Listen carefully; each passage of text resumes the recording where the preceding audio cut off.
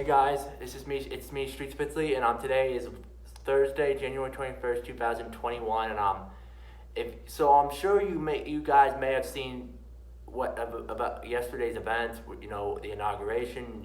Joe Biden is now our 46th president, and I don't care what you guys say. We all have our political point of views, but whether we like it or not, Biden's our president. So, and since I was so busy at school yesterday, I didn't get a chance to watch the speech. So I'm gonna put the speech on and I'm gonna watch it and I'm gonna share it with you guys. So just sit back and enjoy. Is there a way I can get the camera focus on me sitting watching it and the TV? Because I don't know if I should just have the camera on. Is there a way I can? Well, maybe if I sit on one part of the couch and watch it, it will work. Oh my gosh. Oh, hold on, let me turn this thing around.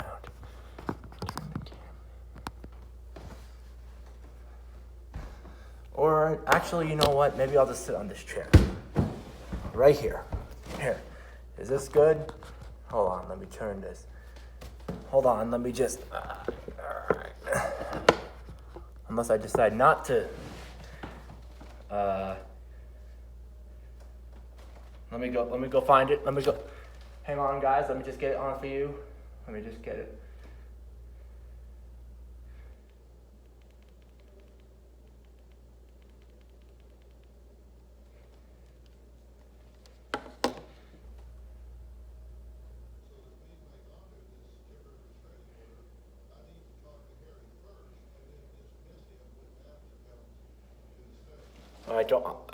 Just don't worry about that. Hold on, guys. This is not the speech. I'm gonna get it on right now.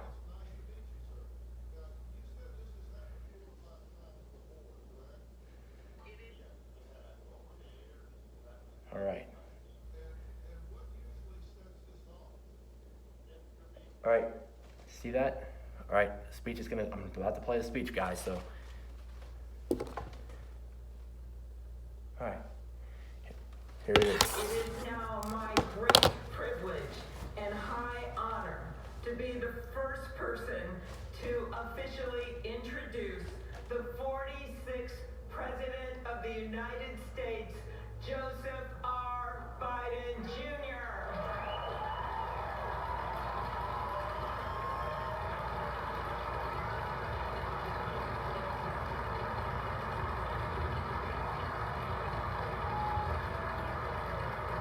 This was yesterday, January 20th, Wednesday, January 20th. And Kamala Harris is now our Vice President. Vice President Harris. Yep, here he is.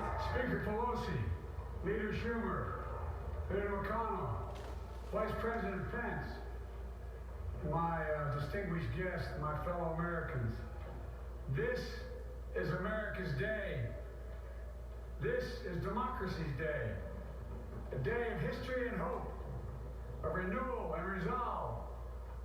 Through a crucible for the ages, America has been tested anew, and America has risen to the challenge. Today, we celebrate the triumph not of a candidate, but of a cause, the cause of democracy. The people, the will of the people, has been heard. And the will of the people has been heeded. We've learned again that democracy is precious. Democracy is fragile. And at this hour, my friends, democracy has prevailed. So now, on this hallowed ground where just a few days ago, violence sought to shake the Capitol's very foundation, we come together as one nation, under God, indivisible, to carry out the peaceful transfer of power as we have for more than 2 centuries. As we look ahead in our uniquely American way, restless, bold, optimistic, and set our sights on the nation we know we can be and we must be. I thank my predecessors of both parties for their presence here today. I thank them from the bottom of my heart And I know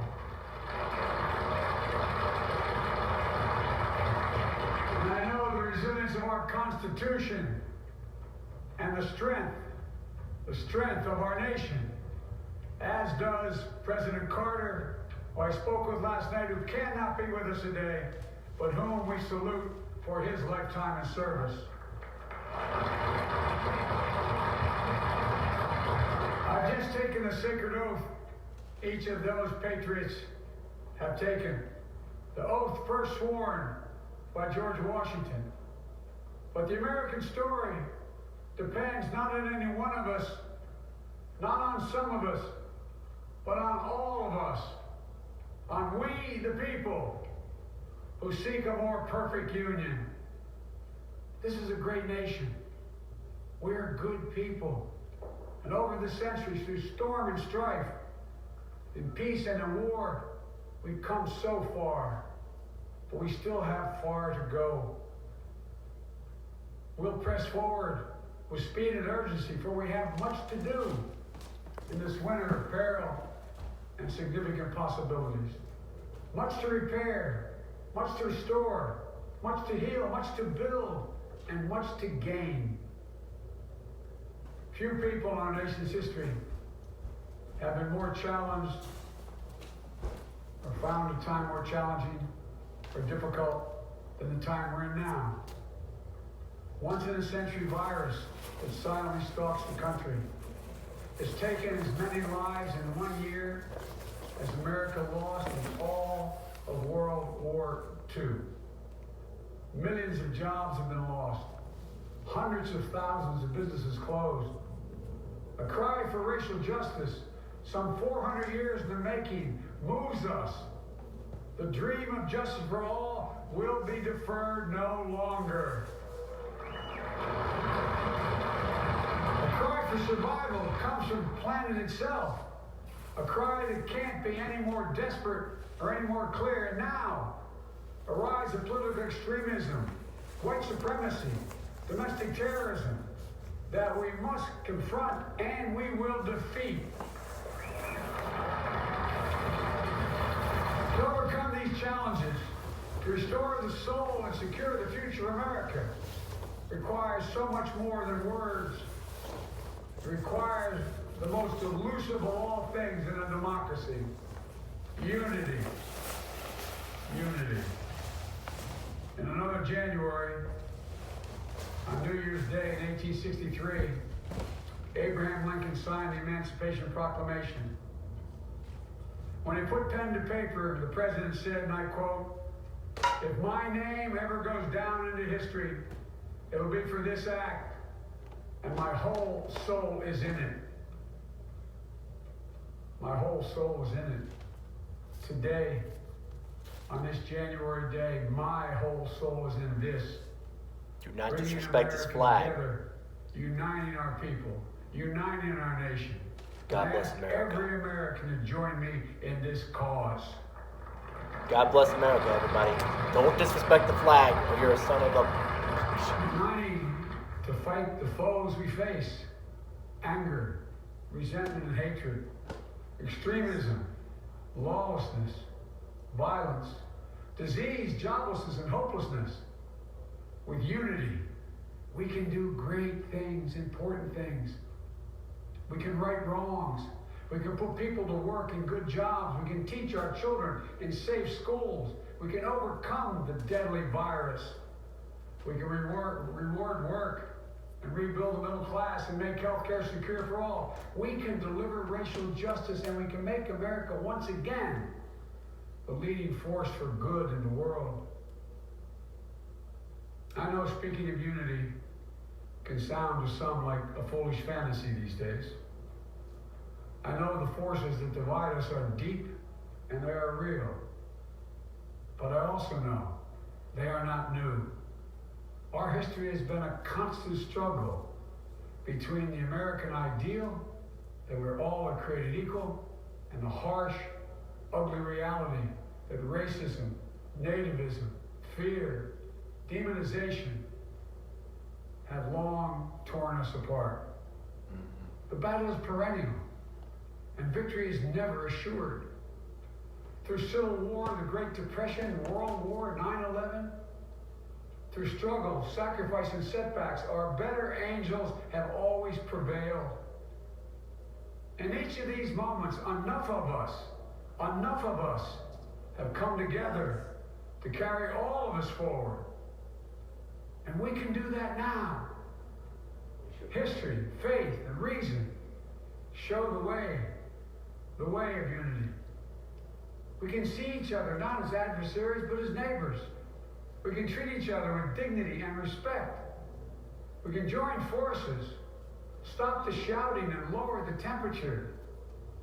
For without unity, there is no peace, only bitterness and fury. No progress, only exhausting outrage. No nation, only a state of chaos. This is our historic moment of crisis and challenge. And unity is the path forward. And we must meet this moment as the United States of America. If we do that, I guarantee you we will not fail. We have never, ever failed in America. We've acted together. And so today, at this time, in this place, let's start afresh. All of us. Let's begin to listen to one another again. Hear one another. See one another. Show respect to one another. Politics doesn't have to be a raging fire, destroying everything in its path. Every disagreement doesn't have to be a cause for a total war. And we must reject the culture in which facts themselves are manipulated and even manufactured.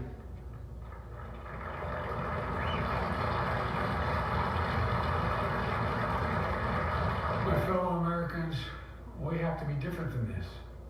America has to be better than this. And I believe America is so much better than this. Just look around. Here we stand in the shadow of the Capitol Dome, as was mentioned earlier, completed amid the Civil War, when the Union itself was literally hanging in the balance. Yet we endured. We prevailed. Here we stand, looking out on the great mall where Dr. King spoke of his dream. Here we stand where 108 years ago, at another inaugural, thousands of protesters tried to block brave women marching for the right to vote. And today, we mark the swearing in of the first woman in American history elected to national office, Vice President Kamala Harris. Don't tell me things can't change.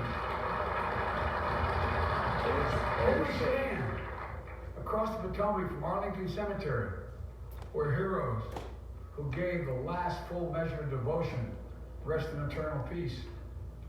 And here we stand, just days after a riotous mob thought they could use violence to silence the will of the people, to stop the work of our democracy, to drive us from this sacred ground. It did not happen. It will never happen. Not today, not tomorrow, not ever. Not ever.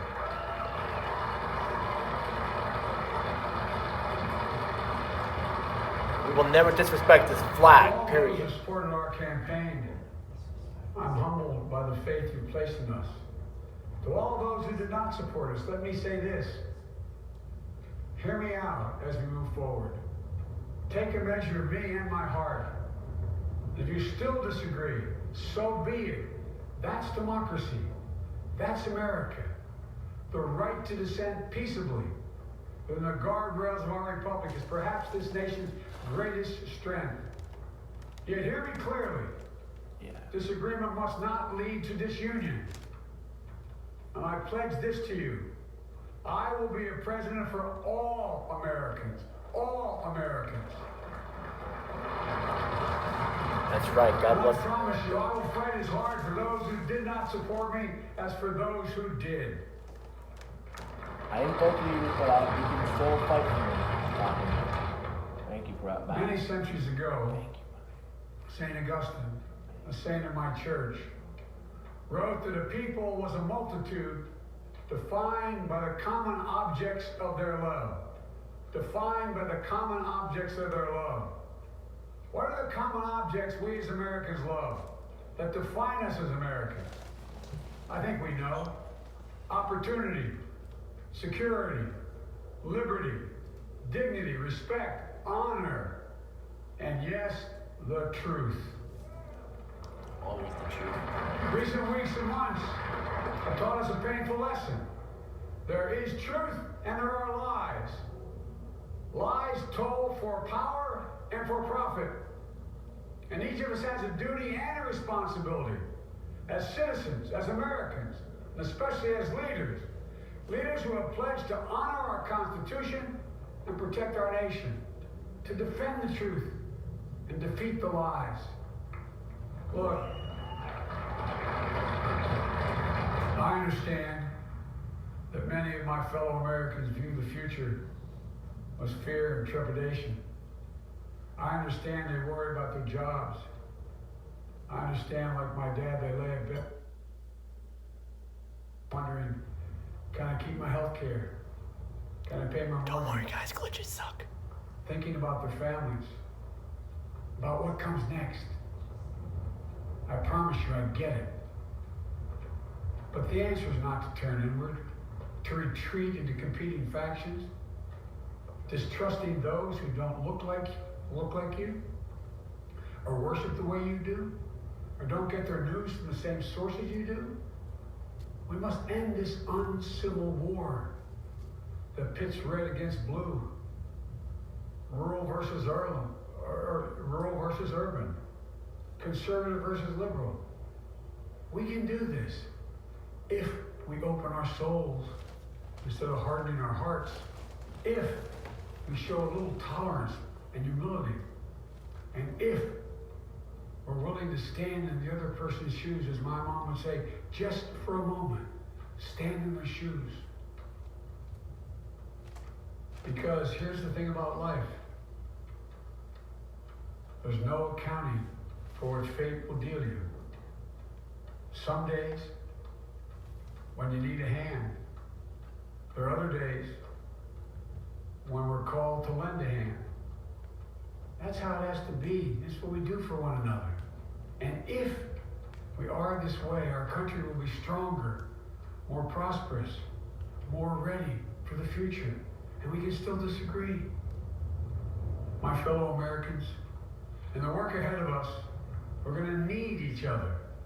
We need all our strength to persevere through this dark winter. We're entering what may be the toughest and deadliest period of the virus. We must set aside politics and finally face this pandemic as one nation. Yeah. One nation. We will And end I promise you COVID. this, as the Bible says, weeping may endure for a night, but joy cometh in the morning. We will get through this together. Together. Look, folks, all my colleagues I serve with in the House and the Senate up here, we all understand the world is watching all of us today. So here's my message to those beyond our borders. America has been tested, and we've come out stronger for it. We will repair our alliances and engage with the world once again. Not to meet yesterday's challenges, but today's and tomorrow's challenges. And we'll lead not merely by the example of our power, but by the power of our example.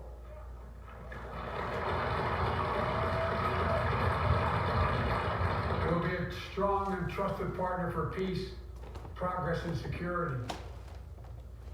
Look, you all know we've been through so much in this nation. And my first act as president, I'd like to ask you to join me in a moment of silent prayer. Remember all of those who we lost this past year to the pandemic. Those 400,000 fellow Americans, moms, dads, husbands, wives, sons, daughters, friends, neighbors, and co-workers. We'll honor them for becoming the people and the nation we know we can and should be. So I ask you, let's say a silent prayer for those who've lost their lives and those left behind, and for our country.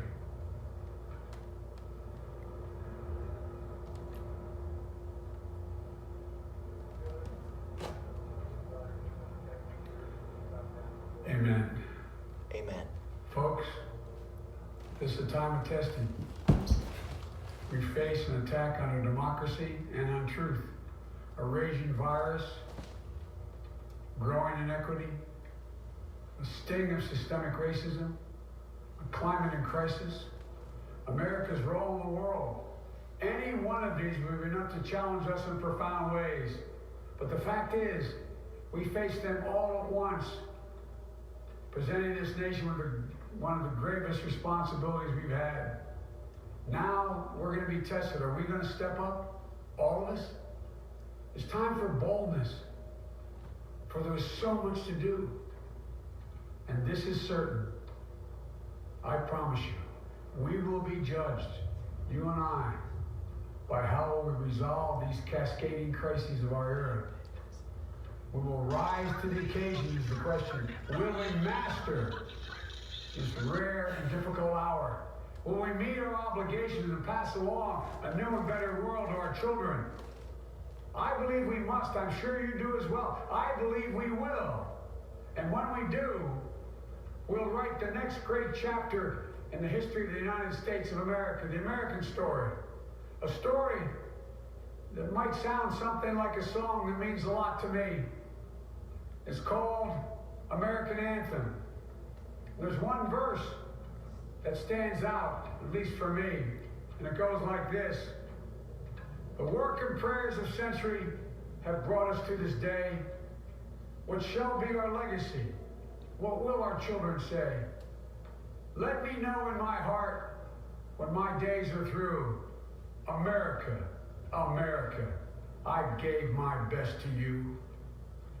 Let's us add our own work and prayers to the unfolding story of our great nation.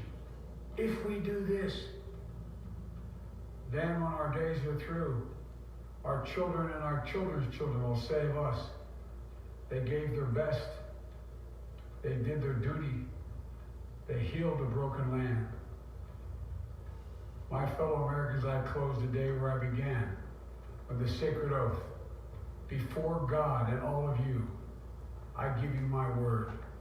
I will always level with you. I will defend the Constitution. I'll defend our democracy. I'll defend America. And I'll give all of you, keep everything I do in your service, thinking not of power, but of possibilities, not of personal interest, but the public good. And together, we shall write an American story of hope, not fear, of unity, not division, of light, not darkness, a story of decency and dignity, love and healing, greatness and goodness.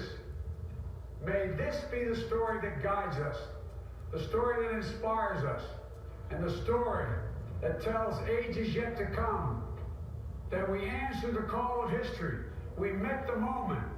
Democracy and hope, truth and justice did not die in our watch but thrived. That America secured liberty at home and stood once again as a beacon to the world. That is what we owe our forebears, one another and generation to follow. So, with purpose and resolve, Less than 60 seconds. we turn to those tasks of our time, sustained by faith, driven by conviction, devoted to one another and the country we love with all our hearts. May God bless America, and may God protect our troops. Thank you, America.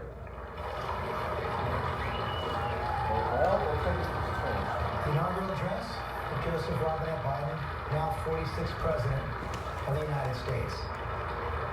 Powerful, Thank you, Joe Biden. personal, You're going to be great. emotional at times, delivered with command. Or President Biden. The new president called Americans to empathy and action. He noted those events of 2 weeks ago, the siege of the Capitol, noted that our democracy is fragile, is precious, but it has prevailed. Ladies and gentlemen, please be seated. Thank you, guys. Thank you all. Hope you all liked it. That's all I've got for now. That's all I have. If I wanted to do one more thing, I would, well, hold on. With one more thing, I'm gonna actually play Lady Gaga's the national anthem. So please stand with me while I wrap up. Okay, no time for ads. Sorry, homie.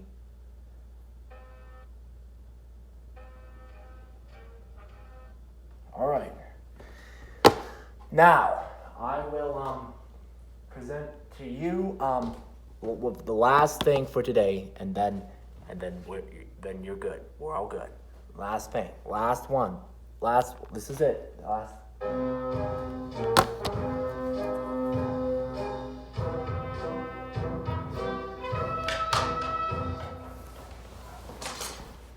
Ladies and gentlemen, here for the singing of our national anthem, accompanied by the President's own United States Marine Band, please welcome Lady Gaga.